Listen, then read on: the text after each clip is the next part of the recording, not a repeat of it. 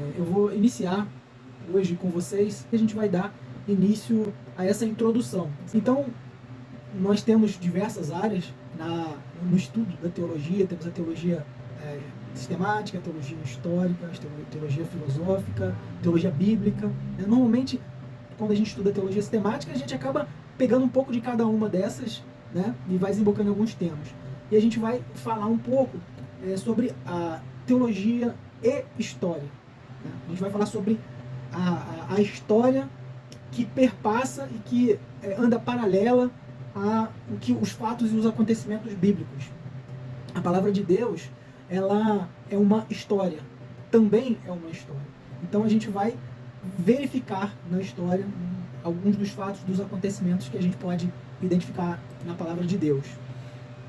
E essa será a nossa primeira aula. Sendo que hoje eu vou fazer um pano de fundo, eu vou falar um pouco sobre o cenário que antecedeu o início da igreja primitiva. Tá? Então é uma introdução da introdução. A gente vai falar sobre a igreja primitiva, vamos falar sobre a história da igreja antiga, a história da igreja medieval, a história da igreja na reforma, vamos falar um pouco sobre os puritanos e também sobre os movimentos missionários. Então, já logo de início, a gente quer destacar o que está escrito lá em Gálatas, no capítulo 4, a partir do verso 4 e até o verso 5, que diz assim: Mas quando chegou a plenitude do tempo, Deus enviou o seu Filho, nascido de mulher, nascido sob a lei, para resgatar os que estavam sob a lei, a fim de que recebêssemos a adoção de filhos. Então, nós iremos inicialmente nos dedicar aqui a falar um pouco sobre a plenitude do tempo. Isso que Paulo ele vai destacar aí nesse texto. Paulo ele vai criar esse termo, né? Ele aparece aí, plenitude dos tempos, né? A plenitude do tempo. Muitas coisas convergiram e foram preparadas para que esse momento chegasse.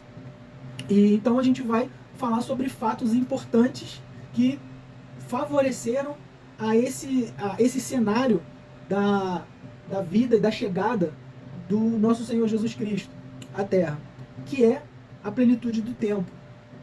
Então Deus ele vai preparar um palco, né? Vamos usar essa linguagem, entendam entre aspas, tá bom? Ele preparou esse palco. A história, existe uma história na Bíblia que vai começar lá em Gênesis, vai concluir-se em Apocalipse, naquilo que está narrado e escrito, mas ainda existem coisas que irão acontecer. Então essa história ela ainda está acontecendo, história com H, essa história real. E essa história ela apresenta personagens, ela apresenta uma narrativa, ela apresenta lugares, ela apresenta etnias, ela apresenta povos com idiomas diversos. Então dentro desse palco é apresentado esse pano de fundo todo para que seja introduzida a chegada do Senhor Jesus Cristo. Então, o nosso objetivo, quer dizer, o objetivo desse estudo vai ser verificar alguns desses acontecimentos que estão presentes inicialmente no Antigo Testamento, mas também que existe uma comprovação histórica. A princípio, no Antigo Testamento, hoje a gente vai falar um pouco sobre isso, fatos que aconteceram no Antigo Testamento, mas que eles estão ali paralelos com a história do mundo, com a história que ela engatinha perto do que é a palavra de Deus. Quando a gente pensa em história, quando a gente estuda história, é verdade que muitos dos historiadores atuais, eles até desconsideram a palavra de Deus, eles desconsideram a Bíblia Sagrada. Eles buscam fontes históricas em outros métodos e em algum momento você pode até escutar alguém, quando se fala, por exemplo, de história do judaísmo, aí, falar alguma coisa a respeito da Bíblia. Ou questões inevitáveis de se tratar, por exemplo, do período medieval, né? A religião ela permeia ela vai perpassar toda a história. Então não tem como negar.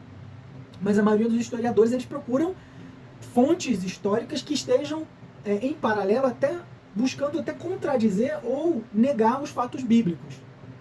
Quando a gente vê os povos antigos, a gente vai ver fatos que são claramente comprovados pela palavra de Deus. Obviamente tem muita coisa que é ficção, né? Tem muita coisa que não dá nem para você comprovar. Mas é impressionante quando a gente começa a olhar para o passado, principalmente aí 2.000 anos, 3.000 anos antes de Cristo, a gente vai começar a ver a formação de um povo, de povos específicos, que a gente vai falar um pouco deles aqui, e outros a gente não vai conseguir falar, né, mas vamos falar daqueles mais importantes. Então a gente consegue identificar a formação desses povos. E quando se fala de outros povos em outros lugares, é muito mais especulação histórica do que você ter provas palpáveis, né? Isso aí a gente vai falar um pouquinho mais à frente. Então, a gente vai investigar esses fatos e tudo isso que tem uma relação direta aí com a palavra do Senhor, tá bom? Bom, aqui eu tô mostrando para vocês o início do império, de alguns impérios que aparecem no Antigo Testamento, tá? Então, existem aí 3 povos que são bem importantes no período antigo, e alguns deles são, que eu destaco aqui, são os heteus, os babilônicos e os egípcios. 3 povos importantes desse período. Aí na Mesopotâmia, se a gente identificar aí no mapa, na Mesopotâmia, quer dizer, essa região onde fica entre o rio Tigre e o rio Eufrates, que a gente consegue identificar claramente hoje, né, no mundo moderno, aonde essa região está. Então muita coisa aconteceu nesse lugar geográfico, que houveram muitas mudanças e muitas mudanças de também impérios. Então aqui, esses impérios antigos, né, só estou mencionando aqui, a gente não vai falar especificamente, detalhadamente sobre eles, mas destacando aqui e falando sobre uma linha do tempo, né, desde da criação de Deus, vamos falar um pouco sobre isso, da criação de Deus, até passando aí pela Torre de Babel, Noé, e aí dando continuidade. Então essa data, lá atrás, né, na criação, talvez seja muito difícil a gente precisar falar com segurança a respeito disso. Mas a gente poderia falar aí sobre um dilúvio 11.000 anos antes de Cristo. Existem pessoas que fazem cálculos e tentam aproximar até com narrativas históricas de outros meios também. Tá? Torre de Babel, aí 3.000 anos antes de Cristo. Abraão na Mesopotâmia, 2.000 anos antes de Cristo. E uma coisa que é importante a gente destacar é que dentre esses povos, e aí eu destaco também uma característica missionária, aqui que é o que eu gostaria também que a gente sempre tivesse com essa visão, a gente não pode colocar, a gente sempre destaca Abraão como o pai da fé, como um homem religioso, como um homem que é exemplo de fé para muitas pessoas e que sabe muito. Sendo que Abraão, ele está em Ur dos Caldeus. Ele vai, no mapa que eu mostrei anteriormente, ele sai de Ur dos Caldeus, ele vai para Arã, passando por toda a Mesopotâmia, e depois ele vai descer para Canaã. Nesse período, quando a gente fala de Abraão, e muitos desses povos que estavam ali, muitos deles eles não acreditavam no Deus vivo e verdadeiro. Então existiam muitas crenças em vários deuses. Então precisa ficar bem claro isso pra gente. Quando a gente pensa em Antigo Testamento, muitas pessoas elas olham e acham que tá lá, o Antigo Testamento é um judeu, já um sumo sacerdote, com todo o conhecimento bíblico da Torá, dos profetas, sendo que não foi assim. Deus, ele na história, ele foi se revelando ao homem. O homem, ele se afastou de Deus, e ele foi sendo espalhado pela terra, e já desde Caim, a gente já identifica ali que existe uma tendência do homem a oferecer um sacrifício que não agrada ao Senhor, a tender para alguma coisa que não é de fato Deus. Então ali a gente já começa a ver um desvio disso, e o homem sendo encaminhado e cumprindo aquilo que Deus havia determinado, que era encher a terra. O que estava acontecendo? Que esse povo foi migrando, foi para a Índia. Eu estou falando sobre impérios muito antigos, né, que a gente tem conhecimento. A Índia, a China, eles foram migrando para esses territórios e foram daí enchendo a terra. Então, nesse período, a gente tem que pensar aí de uma população pequena, não uma população muito grande, mas que estavam aí já formando as suas tribos, né? Abraão mesmo é um nômade, está passando de um lugar para o outro, mas eles estão formando os seus pequenos impérios. Quando a gente fala de um império, a gente não pode pensar no Império Russo, no Império do período romano, ou no Império Inglês atual. A gente tem que pensar em pequenos lugares. Tá? Então, por aí, mais ou menos aí, 2000 anos antes de Cristo. Falando sobre o período de José, que vai para o Egito, ele já sai de Canaã para o Egito, aí aproximadamente 1900 anos antes de Cristo. Período de Moisés, aí a gente já começa, alguma coisa já começa a acontecer de uma relação mais direta de Deus com o homem. Quando ele aparece lá na sarça para Moisés, e ele traz a palavra, e também entendemos que é ele que vai estar registrando tudo isso do Pentateuco, é atribuído a ele. Depois a gente vai ter a história de Josué em Jericó, mais ou menos aí 446 a.C. O período dos juízes, 1350 a.C. Eu estou falando só o final, né? Mas é 1446, 1350. O período da monarquia unida, aí Davi e Salomão, principalmente, que trouxeram essa organização assim, para o povo de Israel. E depois a gente tem aí a divisão dos reinos. E isso em 930 a.C. E aí depois a gente vai ver o Império Assírio, a destruição de Israel em 722 a.C. Aí Judá permanece de pé ainda sobre o Império, porque está dividido, né? Judá e Jerusalém. Judá ainda permanece aí durante um período. E depois o Império Babilônico, e aí tem a destruição do reino de Judá também, de Jerusalém, e o povo ele vai se tornar escravo. Eu coloquei escravo aí, né, em 586 a.C., eu coloquei escravo aí, mas não era bem uma escravidão. Vou explicar um pouco melhor a respeito disso, porque lá eles tinham uma certa liberdade para poder viver no meio dos babilônios. Tá? O que a gente tem como destaque no capítulo 2 e no capítulo 7 dos livros de Daniel, a gente vai ver profecias falando sobre, depois dos assírios, os 4 impérios que virão em seguida, tá? Que são grandes reinos que vão existir antes da vinda de Jesus. E no capítulo 2, principalmente, ele vai falar sobre esses 4 reinos, aí falando também sobre, aproximando, né, com figuras de animais. Então tudo isso são coisas que estão acontecendo aí já próximo, um pouco mais próximo, né, da vinda de Jesus. Então a gente pode verificar no Antigo Testamento essas narrativas históricas da deportação do povo para a Babilônia, desse cativeiro. Tá?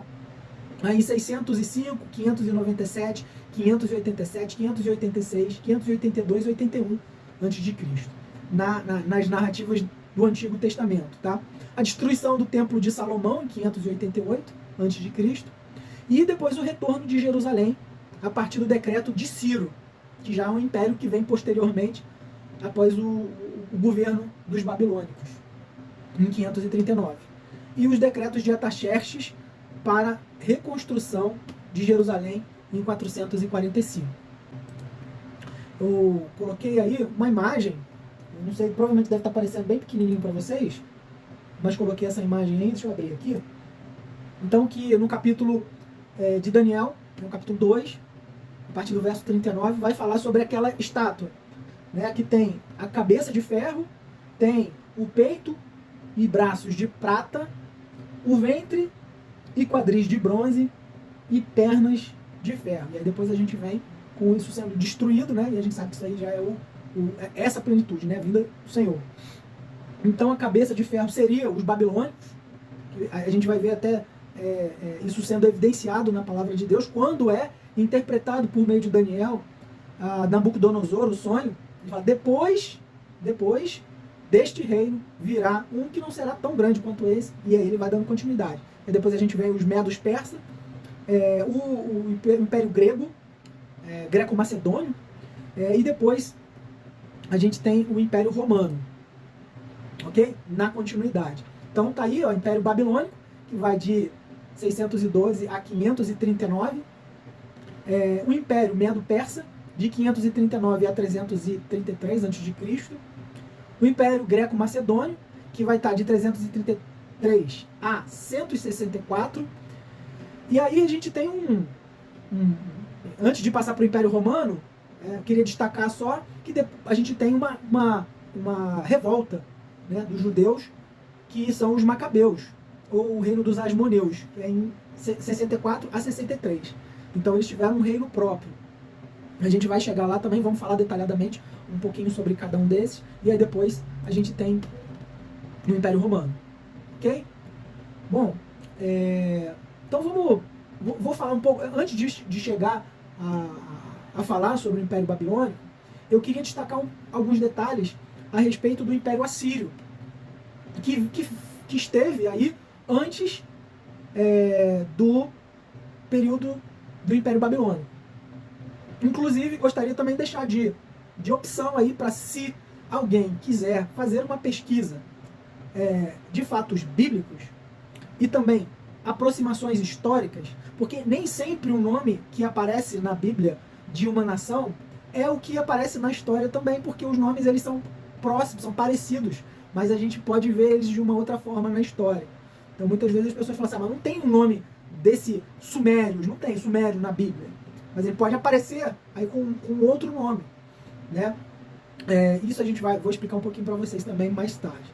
Então o Império Assírio, vamos voltar aqui um pouquinho, antes do Império Babilônico. Então o Império Assírio ele dominava o mundo antes desse Império Babilônico. Em 721 a.C., o reino do norte de Israel, que tem uma diferenciação do reino do sul, né, que é a nação Judá, foi para esse exílio na Síria. Houve antes disso, um exílio na Síria. A capital, isso é um fato importante que eu queria destacar, porque isso faz muita diferença para quando a gente vai entender o contexto do Novo Testamento. Tá? Então, a capital do norte era Samaria. E o reino assírio ele trouxe pessoas de vários lugares para lá com o objetivo de acabar com a identidade do povo. Então eles queriam dominar através de uma miscigenação. Mas não foi a vontade de Deus que isso acontecesse, até porque Deus ele quer preservar essa identidade étnica, ele quer preservar a tradição, ele quer preservar os textos. Então Deus ele providencia formas de que isso não acontecesse. E a gente tem lá em 2 Reis, no verso 17, capítulo 17, verso 25, texto que diz: a princípio, quando passaram a habitar ali, não temeram o Senhor. Então mandou o Senhor para o meio deles leões, os quais mataram alguns do povo. Uma intervenção divina registrada aí nesse período. Então, com isso, a Síria ela mandou levar para lá um sacerdote de Israel para que pudesse ensinar o povo estrangeiro para servir a Deus, de maneira que eles temessem ao Senhor. Quer dizer, Deus, né? Yahvé. Mas ao mesmo tempo serviam também aos seus próprios deuses, segundo os costumes das nações que estavam lá, dentro do que eles tinham transportado para aquele lugar, né? 2 Reis 17:33. Então, havia essa miscigenação étnica, cultural e religiosa, mas eles também levaram para lá alguém que pudesse proteger eles desse fato que havia ocorrido, dos leões, né? Então, no meio desse povo misto e cheio de sincretismo, eles quiseram depois, quando a gente vê em Esdras, reconstruir o templo na época de Esdras, né? A gente vê isso em Esdras capítulo 4, a partir do verso 1. Então, quer dizer, esse povo meio misturado, com essa miscigenação. Mas eles foram proibidos. E aí, como eles foram proibidos, eles passaram a atrapalhar a obra. E aí, por volta do ano 400 a.C., os samaritanos eles construíram o seu próprio templo no Monte Gerazim e reivindicaram ser esse lugar o único lugar autorizado por Deus para que houvesse adoração. Então essa reivindicação ela seria razoável tendo em vista o fato de que os samaritanos aceitassem somente aí o Pentateuco como palavra de Deus, né? Então o povo em 128 a.C., aí tem uma figura importante aí, João Hircano, que seria uma espécie de rei judeu, ele destruiu o templo e devastou Samaria. Então, assim, na época do Novo Testamento, a gente vai ver já que existe uma certa discórdia entre os judeus e esse povo que esteve aí misturado, que eram os samaritanos. Então conseguem compreender quando a gente chega no Novo Testamento e a gente vê os textos sendo narrados a ponto de em alguns momentos falar que os judeus não se davam com os samaritanos. Eles eram judeus também. Sendo que havia ali uma miscigenação étnica que foi fruto desse período ainda. O Império Babilônico, vamos destacar um pouquinho a respeito dele. Então, o Império Babilônico, 612 a 539 a.C. A gente percebe aí, não sei se está claro para vocês o mapa, né? Mas foi um grande império. E a gente percebe aqui na região da Mesopotâmia, passando por Jerusalém e chegando próximo aqui de Gaza. Então essa era a extensão do Império Babilônico. Isso aí você vai ver em muitas bíblias de estudo, né? Se a gente tem uma bíblia de estudo, normalmente esse mapa aí está bem claro lá, a gente vê esse Império Babilônico tomando toda essa parte daí do mapa. Bom, e aí a gente precisa destacar algumas coisas que aconteceram no período desse cativeiro babilônico, que é chamado como cativeiro babilônico. Mas como eu destaquei, eles tinham uma certa liberdade lá na Babilônia. Então a Babilônia ela vai invadir Jerusalém, que vai ter o seu templo destruído. Então a arca é levada e os tesouros também são roubados. E o povo de Deus ele acaba entrando em crise. E essa crise ela é muito evidenciada lá em Lamentações. Quando a gente lê Lamentações, ou alguns salmos vão falar sobre esse cativeiro, sobre essa tristeza. E quando a gente pensa no templo também, a gente precisa entender que o templo, ele no Antigo Testamento, ele era ali a presença de Deus. Então, hoje nós não nos relacionamos com Deus dessa forma. Mas o povo que estava sendo formado naquele período, ele se relacionava com Deus por meio do templo. A Arca da Aliança representava a presença de Deus. Então tudo isso foi tomado. O templo foi destruído. Então era uma tristeza e uma frustração muito grande por meio do povo. Lá em Lamentações, no capítulo 1, a partir do verso 7 e 8, a gente lê: Agora, nos dias da sua aflição e do seu desterro, lembra-se, Jerusalém, de todas as suas mais estimadas coisas que tivera nos tempos antigos, de como o seu povo criara nas mãos do adversário. Perdão, de como o seu povo caíra nas mãos do adversário, não tendo ele quem a socorresse. E de como os adversários a viram e fizeram escárnio na sua queda. Jerusalém pecou gravemente, por isso se tornou repugnante. Todos os que a honravam a desprezam, porque lhe viram a nudez. Ela também geme e se retira envergonhada. Percebe, né, o tom da tristeza do que aconteceu, deles perderem tudo. Hoje, fazendo só uma aproximação, hoje quando a gente vê eles sendo invadidos por Gaza e tendo todo mundo ali sequestrado e vão se defender, não se compara ao que aconteceu aqui. Eles foram tirados da sua terra. Já havia uma estrutura, por mais que houvesse uma divisão ali. Eles foram tirados da sua terra, tirados do seu meio e levados como cativos para a Babilônia. Não eram aqueles escravos, mas cativos, estavam ali, naquele cativeiro. Lá no próprio livro de Lamentações, no capítulo 3, a partir do verso 22, a gente vai ver já que existe também uma promessa de esperança para o povo. Depois, se você quiser ler. Mas havia ali uma humilhação, e essa humilhação era plano de Deus, pela vontade de Deus. O próprio Deus levou o povo para lá. Lá em Jeremias, no capítulo 23, 12, isso fica bem claro. Alguns ficaram em Judá, a gente vai ver que alguns ficaram em Judá ainda, né? As pessoas mais pobres permaneceram lá. Outros foram para o Egito, alguns conseguiram fugir para o Egito, e outros foram para a Babilônia. os que foram para a Babilônia foram os nobres, né? Inclusive, Daniel também permaneceu lá. A gente vê como é o trato. Ali identifica um pouco como que era esse cativeiro. Eles tinham uma certa liberdade. Como que Daniel, ele não tinha total liberdade, eles tinham que viver de acordo com a forma cultural daquele lugar, mas eles não eram tratados como aquilo que a gente entende como escravo hoje. E aí lá eles foram imersos nessa cultura babilônica e ficaram lá durante 70 anos nesse cativeiro. Então, alguns acontecimentos relacionados também a esse período. Então, assim, algumas coisas que importantes a gente destacar, né, desse período. A primeira coisa, o conceito e o desenvolvimento das sinagogas, né, como um lugar de reunião para manter viva a religião e a cultura judaica separada do templo. Então, eles não tinham templo, mas eles começaram a criar ali sinagogas e lugares para que eles pudessem ter um lugar para se reunir. E está aí até hoje. Né? Muitos judeus, depois, eles até continuaram vivendo na Babilônia, que atualmente é o Iraque.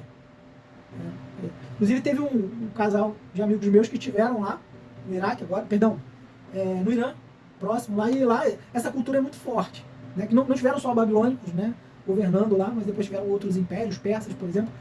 E aí você vai ver muito dessa história lá, forte. Foram como missionários, né? Na época do Novo Testamento, havia até uma comunidade de judeus que ainda vivia lá na Babilônia. Então eles ainda se relacionavam com judeus, né? Nesse período também, os judeus começaram a ser chamados de judeus. Porque antes eles eram chamados de judaítas. O povo da Judéia. E eles começaram a ser chamados nesse período de judeu. O aramaico se tornou uma língua mais falada no povo, apesar do hebraico continuar sendo usado para a escrita e também para atos litúrgicos. Durante o cerco romano, que depois culminou na destruição do templo de Israel pelos romanos em 70 depois de Cristo, muitos judeus eles saíram da Palestina e voltaram a viver na região da Babilônia. Aí esses judeus mantiveram vivos lá as suas traduções, e depois eles escreveram também o Talmud babilônico, que é um dos documentos mais importantes do judaísmo, que reivindica conter tradições orais muito antigas, que eram passadas de geração em geração. O Talmud babilônico, imagino que muitos de vocês saibam o que são como se fossem comentários a respeito da lei de Deus. A gente, um exemplo, fala-se de guardar o sábado, o Shabat, o dia do descanso. Mas como que é isso? Como que se guarda? Se você sujar alguma coisa, pode limpar no sábado? Se tiver alguma necessidade de trabalhar para manter a ordem, mesmo que não seja remunerada, como é que é isso? Então, estou dando um exemplo bem limitado, porque é um trabalho muito vasto, são diversos livros. É como se fossem comentários, estudos a respeito. Então, também aí é fruto desse período. E 2 profetas estão nesse período aí também, que é Ezequiel, que é deportado em 598, e Daniel, em 605 a.C.